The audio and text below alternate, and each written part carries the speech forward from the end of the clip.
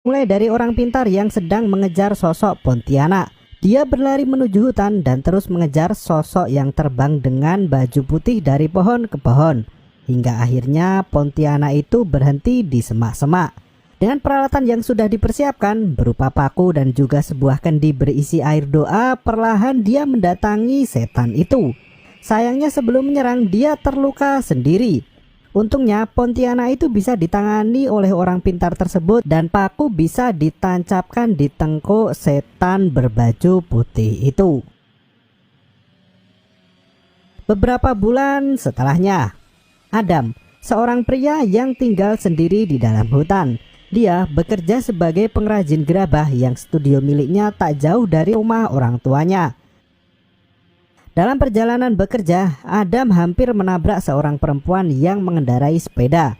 Kejadian itu mengingatkannya dengan apa yang dialaminya beberapa bulan sebelumnya.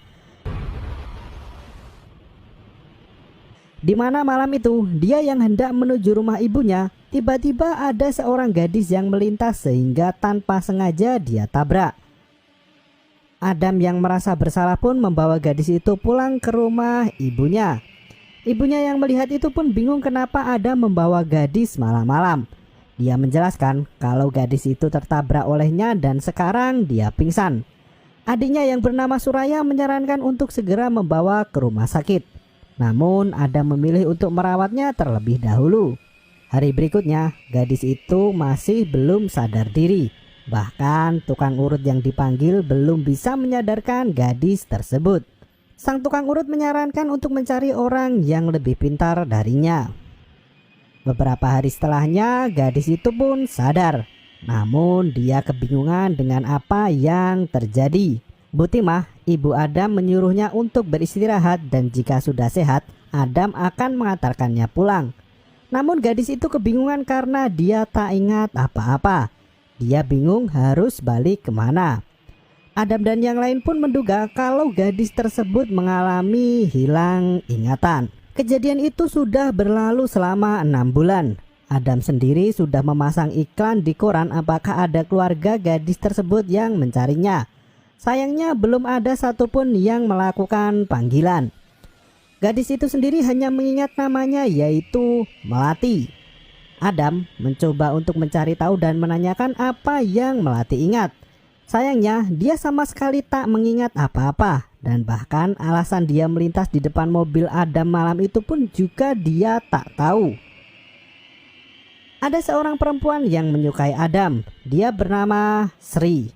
Sri sendiri tak menyukai Melati yang terus tinggal di rumah ibunya Adam. Sri ingin Adam menjadi suaminya dan dia sudah cukup dekat dengan keluarga Adam. Ketika makan malam tiba, Bu Timah membahas mengenai Melati yang sudah setengah tahun tinggal bersama mereka dan anehnya sama sekali tak ada info orang hilang atau orang yang mencari Melati. Melati sendiri juga tak tahu kenapa bisa begitu. Dia sendiri berterima kasih karena sudah dirawat oleh Bu Timah dan juga meminta maaf karena terus merepotkan. Sri yang ikut makan malam bersama dengan mereka pun menjawab dengan ketus. Ya, dia takut kalau Adam tertarik dengannya. Suraya pun mencoba menenangkan keadaan. Ia mengatakan kalau Melati bisa tinggal berapa lama pun di sana dan tak akan ada orang yang marah. Selain itu, Suraya juga mengatakan kalau Melati bisa menggunakan kamar milik Adam karena kakaknya itu lebih suka tinggal di rumah tua di dalam hutan. Sri pun meminta Adam untuk mengantarkannya pulang ke rumah. Dia melakukan itu supaya Melati merasa panas dan menegaskan kalau Adam miliknya. Sri sendiri juga mendatangi Bomoh untuk bisa menaklukkan hati Adam dan menjauhkannya dari Melati. Pagi harinya Melati yang bangun tidur pun menikmati suasana pagi di rumah Bu Timah. Dia yang sedang bersantai tiba-tiba menari dengan sendirinya dan berhenti ketika Adam melihat hal itu. Adam terkejut dan dia mengatakan kalau tak tahu Melati bisa menari. Melati sendiri juga tak tahu kalau dirinya bisa menari. Namanya juga amnesia. Adam pun berniat untuk pergi karena rumah ibunya itu sedang kosong dan tak baik baginya jika mereka berduaan di dalam rumah. Adam yang kembali ke tempat kerja didatangi oleh Sri. Dia menanyakan perihal hubungan mereka berdua. Sri mengatakan semenjak Melati datang, Adam tak pernah membicarakan lagi tentang masalah perkawinan. Adam sendiri merasa kesal dengan Sri. Dia mengatakan kalau Sri ingin menikah dengannya dan dia terus memepet ibunya agar bisa diterima sebagai menantu. Sri pun merasa jengkel. Dia menyalahkan Melati karena Adam bisa berbicara seperti itu kepadanya. Sri tak terima dan dia tak akan membiarkan Melati memiliki Adam. Malam harinya Suraya terbangun tengah malam. Samar-samar dia melihat ada perempuan yang menari di kamar atas. Suraya mengira kalau itu adalah Melati dan ketika dipanggil, sosok itu berbalik dan memperlihatkan wajah Melati yang mengerikan. Suraya yang ketakutan pun coba ditenangkan oleh Farid suaminya dan memberitahu kalau tak ada apa-apa di sana. Pagi harinya, Suraya merasa kesal dengan Farid karena dia tak mempercayai apa yang ia katakan. Farid mengatakan pada istrinya untuk tidak asal berbicara. Melati yang datang pun langsung diajak untuk sarapan bersama. Namun dia menolak untuk melakukan itu. Melati diajak Adam berjalan-jalan bersama. Adam semakin lama semakin menyukai Melati. Melati sendiri masih malu-malu untuk menjalin hubungan dengan Adam. Kau ini kenapa? Tadi ya? Butimah memberitahu Adam kalau orang-orang kampung terus membicarakan tentang Melati. Adam pun tak peduli dengan itu. Namun bagi ibunya itu mengganggu dan dia tak bisa membiarkan Melati tinggal semakin lama di rumah mereka. Adam sendiri pun mengerti hal itu. Dia juga bingung karena dia tak bisa membiarkan Melati begitu saja. Terlebih Adam merasa bersalah atas apa yang telah terjadi. Butimah pun mempunyai solusi. Kalau memang begitu keadaannya, Adam pun disuruh untuk mengawini Melati sehingga dia bisa menjaga gadis itu selamanya. Butimah sendiri lebih menyukai Melati ketimbang Sri. Melati sendiri mendengar percakapan itu dari jendela kamarnya. Malam harinya Adam mendatangi Melati yang termenung di teras rumah. Melati meminta maaf kepada Adam karena sudah banyak merepotkan keluarganya. Semenjak kejadian itu Melati tak mempunyai siapa-siapa kecuali Adam. Adam pun menawari untuk menikah dengannya. Meski tak langsung menjawab, namun Melati menyetujui lamaran itu. Hari berikutnya mereka pun pergi ke pasar guna mencari baju perkawinan. Sri yang melihat hal itu merasa kesal sendiri. Hari pernikahan pun dilangsungkan. Sri yang melihat itu merasa sedih karena dia ditinggal nikah oleh Adam. Adam pun berpamitan kepada ibunya untuk membawa Melati ke rumahnya yang ada di tengah hutan. Tiba-tiba Saleh, paman dari Adam, datang. Dia baru saja tiba di kampung karena selama ini Saleh tinggal di Kuala Lumpur bersama dengan anaknya. Melati sendiri ketakutan melihat Saleh yang mempunyai tumor di pipinya. Adam pun berpamitan untuk pergi. Saleh tiba-tiba menanyakan kepada Butimah kenapa dia mengawinkan Adam dengan perempuan itu. Butimah pun menjawab kalau dia hanya ingin menghindari fitnah dari para warga kampung. Sri kembali mendatangi Bomoh dan dia marah-marah karena ajiannya tak berhasil. Bomoh itu pun memberikan sebuah boneka untuk menyantet Melati. Sementara Adam sendiri tengah mengajak Melati untuk malam pertama. Melati pun malu-malu kucing melakukan hal itu.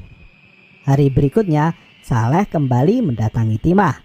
Dia memberitahu kalau ada yang aneh dari Melati. Dia pun menanyakan asal-usul keluarga Melati. Namun Butimah tak bisa menjawab hal itu. Dia bahkan sudah memasang foto Melati di koran namun tak ada yang mengenal. Saleh pun memberikan sebuah nasihat untuk berhati-hati. Melati memang tak dikenal atau ada yang sengaja tak mengenalnya.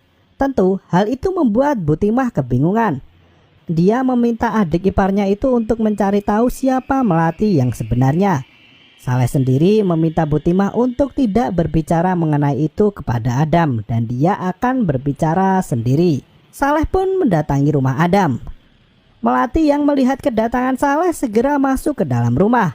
Saleh sendiri pun memaklumi hal itu. Dia mengatakan kalau setiap orang cantik yang melihatnya pasti ketakutan. Kedatangan Saleh sendiri ingin memberikan sebuah pesan kepada Adam jika istrinya merasa tak sehat atau ada suatu hal yang lain untuk segera memberitahunya. Adam pun menanyakan apa maksud pembicaraan pamannya itu. Saleh hanya menjawab kalau Adam merupakan pengantin baru dan takutnya ada orang yang berbuat jahat pada mereka.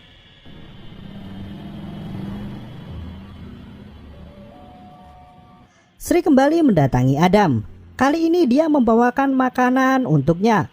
Namun Adam tentu menolak hal itu. Alasannya adalah karena dia sudah mempunyai istri dan menyuruh Sri untuk tidak mengganggunya lagi. Malam harinya Adam bermimpi buruk. Dia melihat istrinya yang berada di ruang tamu dan memegangi kendi hitam yang ada di sana.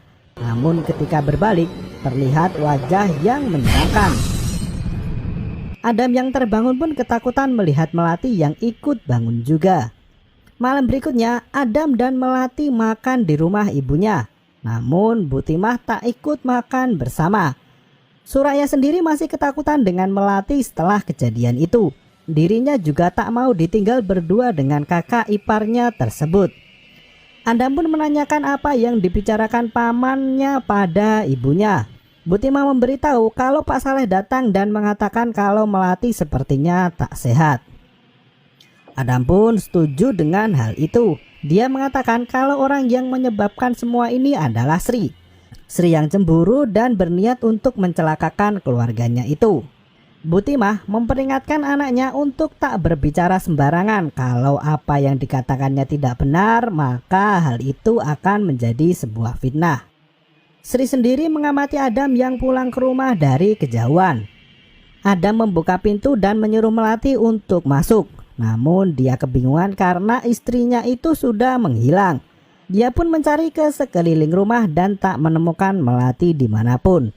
Adam pun masuk ke dalam rumah dan dia melihat Melati yang sudah tidur di kamar dan kali ini dia merasa merinding. Adam segera berganti baju dan ketika kembali ke dalam kamar, Melati sudah tak ada di sana. Terdengar suara ayunan dari luar rumah.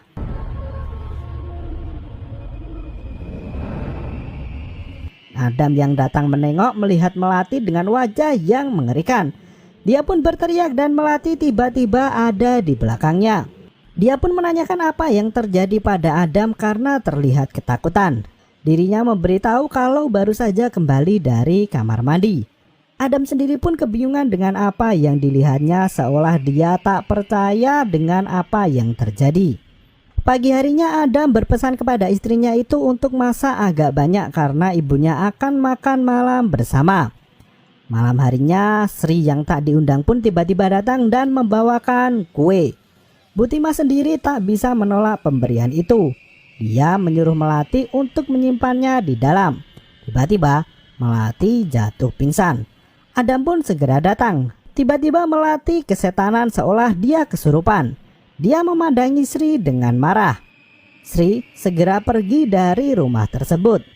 Melati yang pingsan pun dibawa kembali ke dalam kamar. Bu Timah menyuruh Adam untuk bersabar dengan apa yang terjadi. Assalamualaikum. Farid yang datang setelah pulang kerja pun mengajak istri dan Bu Timah untuk pulang ke rumah.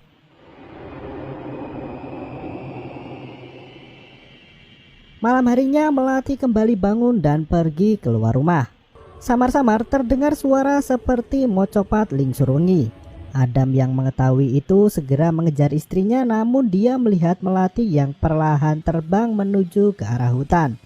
Tiba-tiba Melati sudah ada di belakangnya dan seolah bukan Adam yang mengikuti Melati, melainkan Melatilah yang mengikuti Adam keluar rumah.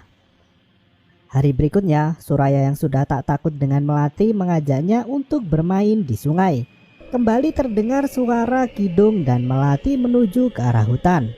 Suraya yang sendirian pun kebingungan mencari Melati. Dia menemukan kakak iparnya itu sedang memakan bunga melati yang tumbuh liar di sana. Melati sendiri tiba-tiba tersadar dan mengajak Suraya untuk pulang ke rumah. Sementara itu, Bu Timah ditelepon oleh Saleh dan menyuruhnya untuk datang ke rumahnya malam hari beserta dengan Adam tapi tidak dengan Melati. Dia mempunyai satu hal untuk dikatakan dan itu sangat penting. Dia segera menelpon Adam dan mengajaknya untuk ke rumah Pak Saleh. Namun Adam tak mau melakukan itu karena dia sibuk bekerja. Suraya pun mengantar Melati namun tak sampai rumah. Melati sendiri melihat perempuan yang hamil dan sepertinya dia ingin seperti itu juga. Muncul Sri dengan wajah marahnya. Mereka berdua pun saling bertatap satu sama lain dengan pikiran masing-masing. Malam harinya Butimah dan Suraya pun mendatangi Saleh. Saleh sendiri pun menanyakan di mana Adam karena tak terlihat. Sementara itu Adam yang pulang bekerja mendapati istrinya yang berada di luar dan menangis. Dia pun menanyakan apa yang terjadi. Melati pun memberitahu kepada Adam kalau apapun yang terjadi dengannya dia akan selalu menyayangi Adam. Adam sendiri mengerti keadaan yang terjadi. Dia meminta maaf karena terlalu sibuk akhir-akhir ini dikarenakan banyak orderan yang masuk. Tiba-tiba Melati datang dari dalam dan itu membuat Adam terkejut. Dia kebingungan dengan siapa barusan dia berbicara. Melati pun menanyakan ada apa dengan Adam karena sikapnya terlihat aneh. Ya Allah, tadi kenapa? Saleh sendiri pun menelpon Adam dan memberitahu kalau istrinya bukanlah manusia. Tentu Adam bingung dengan perkataan pamannya itu. Melati pun menanyakan siapa yang menelpon. Dan dijawab kalau itu hanyalah pamannya. Dia pun mengajak istrinya untuk tidur kembali. Sementara itu Sri berniat untuk menyantet Adam dengan menguburkan boneka yang diberikan oleh Bomoh. Namun tindakannya itu tertangkap basah oleh Saleh yang datang ke rumah Adam. Sri mengakui kalau dia melakukan itu untuk mendapatkan Adam kembali. Butimah yang tahu hal itu pun merasa sedih. Adam yang mendengar keributan pun mencoba untuk melihat keluar. Kali ini di tengkuk leher Melati terlihat paku yang muncul. Adam yang keluar pun segera mendatangi ibunya. Butimah memberitahu kalau itu adalah ulah Sri. Namun Pak Saleh mengatakan kalau bukan hanya Sri saja. Dia memberitahu kalau Melati bukanlah manusia. Tentu Adam marah dan dia menyuruh mereka semua untuk pergi dari rumahnya. Dia tidak ingin rumah tangganya dicampuri urusannya lagi. Adam pun kembali ke dalam rumah. Dia menangis dan bersedih kenapa dia mengalami hal seperti ini. Melati pun datang dan memeluk dari belakang. Adam menanyakan siapa sebenarnya Melati. Belum sempat memberitahu yang sebenarnya, Saleh berteriak dan memberitahu kalau Melati adalah hantu dan jika tak percaya untuk melihat paku yang ada di tengkuk lehernya. Melati sendiri mengatakan kalau dia sangat mencintai Adam dan dia tidak ingin kehilangannya. Adam pun memeluk istrinya itu dan mencabut paku itu darinya. Perlahan Melati berubah menjadi Pontianak. Makhluk itu pun keluar dari rumah Adam. Pak Saleh memberitahu kalau semua itu bermula dari kakaknya, yaitu ayah Adam. Melati dulunya adalah manusia yang dibunuh ketika melahirkan dan menjadi Pontianak. Suaminya yang terlalu menyayanginya meminta bantuan ayah Adam untuk menjadikan Pontianak itu kembali ke wujud manusia. Sayangnya, ayah Adam mati karena terluka di bagian dada sehingga tuannya diwariskan kepada Adam. Harusnya tuannya adalah suami Melati yang dahulu. Pak Saleh pun menyuruh Melati untuk pergi sebelum dia membinasakannya. Perlahan Pontianak itu terbang menjauh sementara Adam menangisi kepergian istrinya dan apa yang terjadi. Tiba-tiba Pontianak itu mendekat ke Adam dan Adam bangun dari tidurnya. Dia segera mengecek leher istrinya namun tak ada paku di sana. Adam sendiri kebingungan dengan apa yang terjadi.